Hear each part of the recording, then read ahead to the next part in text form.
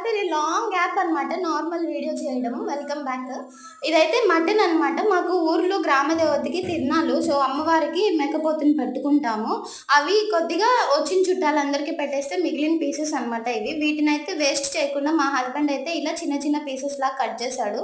దీంట్లో మనకు కావాల్సినంత ఉప్పు పసుపు వేసేసి మంచిగా మిక్స్ చేసుకొని ఇలా ఒక దబ్బలం తీసేసుకొని దానికి టై చేసుకోవాలన్నమాట. ఒక దారం ఎక్కించుకున్న తర్వాత ఇలా ఒక్కొక్క పీస్ని గుచ్చుకుంటే ఇలా మాలలాగా తయారవుతుంది. ఇప్పుడు వీటినైతే ఎండలో మంచిగా బాగా ఎండ ఉండాలండి. అక్కడైతే వీటిని మా హస్బెండ్ అయితే తీసుకొచ్చి కట్టేస్తున్నారు. ఇలా కట్టుకుంటే మనకి 1 ఇయర్ వరకు ఇవైతే మనకి ఉంటాయి. ఒక డబ్బాలో కనుక ఎయిర్ టైట్ డబ్బాలో కనుక ఉంచేసుకున్నామంటే మనం 1 ఇయర్ మొత్తం వాడుకోవచ్చు. డ్రై అయ్యాక చాలా టేస్టీగా ఉంటాయి. నేను మా అల్లుడు మా హస్బెండ్ అయితే వీటినైతే ఇలా టై చేసాము. ఇప్పుడు వీటిని కొద్దిగా గ్యాప్ వచ్చేలాగా ఇలా జరుపుకోవాలి.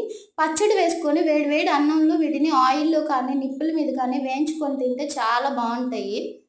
ఇలా ఎంతమంది చేస్తారో కామెంట్ చేయండి. సో ఇలా ఈ విధంగా మొత్తము జరుపుకుంటూ ఉన్నాడు. చూసారు కదా. వీడియో నచ్చితే లైక్ చేయండి, అలాగే సబ్స్క్రైబ్ చేయండి. Bye bye.